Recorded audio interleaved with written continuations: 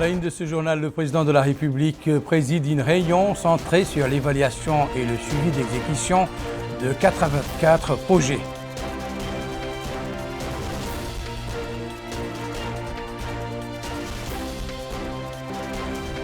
Le département de l'éducation organise un atelier de concertation autour de la politique de distribution du manuel scolaire.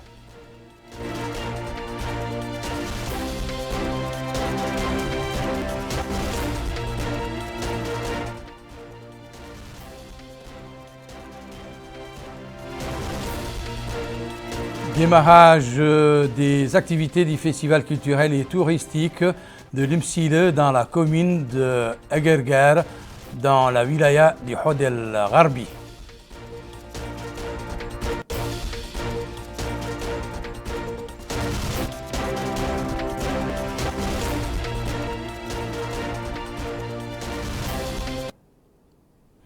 Mesdames, Messieurs, bonsoir et bienvenue à cette édition que nous commençons par la réunion qui a regroupé autour du président de la République, Mohamed Ould Cheikh Ghazouani, outre le Premier ministre, le ministre chargé du cabinet, le ministre secrétaire général de la présidence, ainsi que des membres du gouvernement.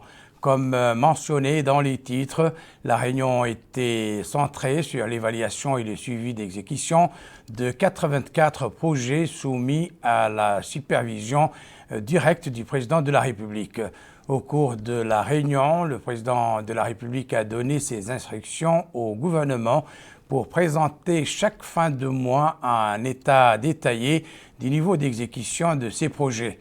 Il a déclaré à cet égard qu'aucun retard n'est désormais admis dans l'exécution de ces projets, insistant sur la nécessité de prendre des mesures réglementaires dissuasives à l'encontre des sociétés ou des entrepreneurs qui n'ont pas honoré leurs engagements en matière de délai ou de spécification des cahiers des charges. Il a par ailleurs précisé qu'il est inacceptable de confier des projets sensibles et vitaux à des sociétés ou des hommes d'affaires qui ne disposent pas des références requises et ne répondant pas aux critères exigés. Le président de la République a engagé les ministres et autres responsables présents à prendre toutes les mesures nécessaires pour garantir la transparence dans l'accès aux marchés publics et à mettre en place un système informatique qui assure en toute transparence la bonne gestion des commissions des marchés publics. C'était là donc s'agissant de la réunion du président de la République.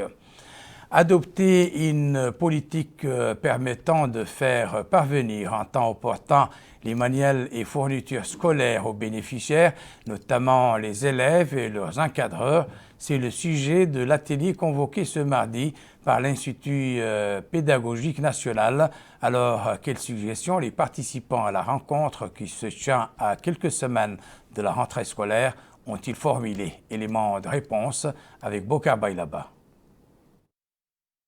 La rentrée scolaire, c'est dans un mois. Et s'il y a un outil incontournable dans la scolarité des élèves, c'est le manuel scolaire qui constitue l'un des outils essentiels sur lesquels s'appuient les enseignants et les apprenants dans le processus de transmission des connaissances, des savoirs et des savoir-faire selon un ordre logique. Justement, c'est cet outil pédagogique qui a fait l'objet d'un atelier de consultation sur la politique de distribution en perspective de la rentrée scolaire 2023-2024. D'ailleurs, le ministre de l'Éducation nationale et de la réforme du système éducatif, Mokhtar Ould Dahi, a souligné l'importance de cet atelier qui permettra d'adopter un mécanisme pour que chaque élève puisse recevoir un manuel scolaire au début de la rentrée scolaire. Et il a invité les participants à une discussion approfondie sur la mise à jour du manuel scolaire conformément à la réforme que l'État mène actuellement pour le système éducatif. Le ministre a indiqué qu'une circulaire a été adressée aux autorités administratives, aux élus et aux directeurs régionaux, ainsi que les inspecteurs, les enseignants et les parents d'élèves, afin de préparer de manière optimale l'ouverture de l'année scolaire 2023-2024. Pour rappel, l'État garantit la disponibilité des manuels scolaires officiels et veille à leur distribution équitable à tous les élèves et leur utilisation efficiente. Direction à présent Al-Houd al-Gharbi et plus précisément à la localité de Gerger ou Akarkar du moins, relevant de la Muqata'a de Tintan qui vit depuis hier soir au rythme du festival de l'Umsile pour la culture et le tourisme. La manifestation renferme plusieurs volets qui mettent en exergue le patrimoine culturel de cette localité. Amina Mitralil. La mélodie des ruisseaux est le titre de la deuxième édition du festival culturel et touristique organisé par le ministère de la Culture, de la Jeunesse, des Sports et des Relations avec le Parlement dans la localité de l'Umsile relevant de la commune d'Akarkar. Faire connaître aux jeunes le patrimoine culturel de l'Umsile ainsi que son potentiel touristique et de développement est, selon le chargé de mission au ministère de la Culture, de la Jeunesse, des Sports et des Relations avec le Parlement, M. Mohamed Ould-Souaina, un objectif principal pour lequel le présent festival a été organisé dans cette localité. Il a ajouté que le festival de 3 jours permettra aux visiteurs de la localité de vivre pleinement l'ambiance d'un hivernage particulier. Quant aux élus locaux, ils se sont servis de leurs interventions pour exhorter la jeunesse locale à s'intéresser davantage à l'agriculture afin d'assurer la sécurité alimentaire et contribuer au développement du pays. Enfin, le président du festival culturel de l'Umsile, M. Cheikh Ahmed Savi, a précisé que les jeunes jouent un rôle important dans la construction des nations, raison pour laquelle ils doivent renoncer à la migration et investir leur temps et efforts dans le pays qui offre de multiples opportunités d'emploi et diverses sources de revenus. Fixer les populations dans leur terroir et contribuer au développement interne du pays. Des objectifs qui, une fois atteints, permettront, comme le dit le poète mauritanien, de voir que ce n'est qu'à partir de ce moment que l'Umsile devient réellement l'Umsile. Nous partons pour la ville de Zouérate, dont le centre d'enrôlement connaît présentement un afflux ininterrompu de citoyens désireux de s'inscrire sur le registre de l'état civil. Une opération sur laquelle le Wali s'est informé sur le déroulement. Bokar Bailaba. Le processus d'enrôlement des citoyens sur le registre des populations et des titres sécurisés se poursuit à grands pas au Tizi Zemmour. C'est l'opportunité pour les citoyens de se faire enregistrer et obtenir des documents d'état civil. D'ailleurs, ils affirment de concert que les formalités ont été allégées. En d'autres termes, il suffit de prouver que l'un des parents est de nationalité mauritanienne pour que l'enregistrement puisse être validé. Et il se réjouit de la célérité dans le traitement des dossiers. Les autorités administratives n'étaient pas en reste. D'ailleurs, le Wali du Tizi Zemmour, Mohamed El Makhtar Ould Abdi, a effectué une visite d'information au centre d'accueil et d'enregistrement des citoyens de la ville de Zouérate. L'objectif est bien entendu de s'informer de l'état d'avancement du processus d'enregistrement des citoyens n'ayant pas encore obtenu les documents d'état civil. Il a déclaré que le nombre des inscrits a atteint 178 personnes au niveau de la wilaya, soulignant que le processus d'enregistrement se déroule dans des conditions optimales. Il a appelé les citoyens à rejoindre les centres d'enregistrement pour bénéficier des documents d'état civil avant les délais impartis. À Kaïdi, la colonie de vacances de l'amitié s'est achevée et elle avait réuni les élèves de plusieurs wilayas qui ont excellé au cours du brevet. Elle a été marquée par différentes activités culturelles, sportives et de loisirs. Récit d'Emina Mtrlil. Après 10 jours d'activités instructives et constructives, la colonie de vacances nationale organisée par le ministère de la Culture, de la Jeunesse, des Sports et des Relations avec le Parlement au profit des lauréats du concours d'entrée en première année du collège a pris fin aujourd'hui à Kaïdi. Le campus organisé à cette occasion a permis aux participants de mieux connaître la wilaya du Gorgol et la ville de Kaïdi. Lors de ce mot par la circonstance, le Wali Moussaïd du Gorgol, M. Mohamed Mahmoud ou Mohamed El Makhtar, a indiqué que la colonie de vacances nommée l'Amitié met en valeur l'excellence de tous les élèves mauritaniens dans le cadre de l'égalité, la citoyenneté, la cohésion sociale et l'encouragement des jeunes à l'apprentissage, des thèmes qui font partie intégrante du programme du président de la République, M. Mohamed Ould Cheikh Al-Ghazouani, mis en œuvre par le gouvernement de son premier ministre, M. Mohamed Ould Bilal Ould Massoud. Pour sa part, le conseiller du ministère de la Culture, de la Jeunesse, des Sports et des Relations avec le Parlement chargé de la jeunesse a précisé que l'organisation des colonies de vacances encourage les enfants à faire de leur mieux pour pouvoir participer à ces activités, acquérir de nouvelles connaissances et tisser de nouveaux liens d'amitié avec leurs pairs de toutes les wilayas du pays, et ce, avec l'accompagnement et sous la supervision de pédagogues et animateurs de renommée, ce qui garantit leur apprentissage, leur divertissement et leur sécurité. Quant au porte-parole des élèves, membres de la colonie, il a loué l'organisation de la présente activité qui a donné aux participants l'opportunité de connaître une wilaya intéressante et de vivre une expérience inoubliable.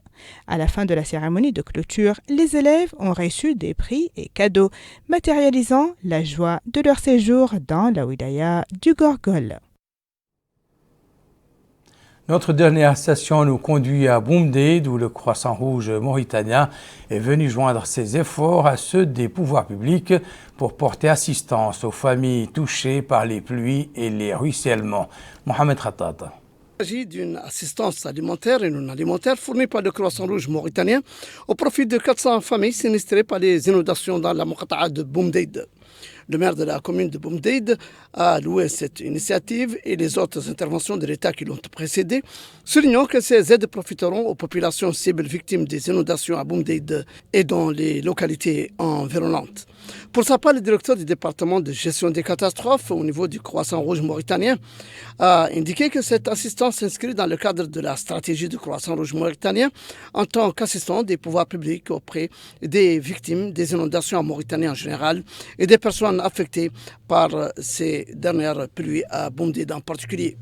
Il a apprécié le niveau de coordination et de coopération entre le Croissant Rouge mauritanien et les autorités locales et communales au niveau de Boumdid pour apporter cette aide aux populations sinistrées, précisant qu'il s'agit de kits alimentaires se composant de 25 kg de riz, 5 kg de sucre, 5 litres d'huile de cuisson en plus de couverture. Il est à noter que les 6 localités avoisinantes, notamment de l'Eftah, au niveau de la commune de Hassayatine, et 27 autres groupements relevant de la Muqata'a de Boumdid ont bénéficié de ces aides. Nous reformons ce journal par la pluie. Ces dernières 24 heures, 5 wilayas ont enregistré des quantités de pluie dont les hauteurs ont dépassé 180 et 120 mm dans des localités relevant du Hod el-Gharbi.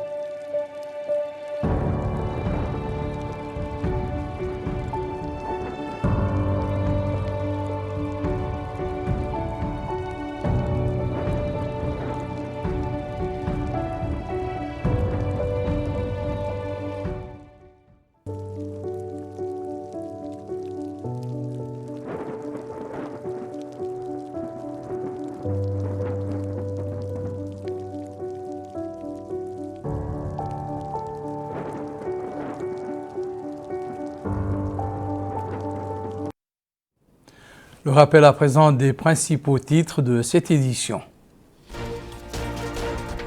Le président de la République préside une réunion centrée sur l'évaluation et le suivi d'exécution de 84 projets.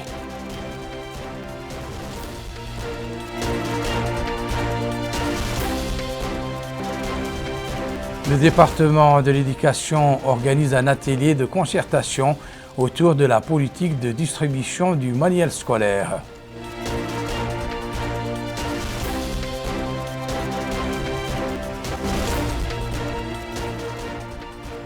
Démarrage des activités du festival culturel et touristique de l'Msile dans la commune de Aqarqar, dans la wilaya de Houd el-Gharbi.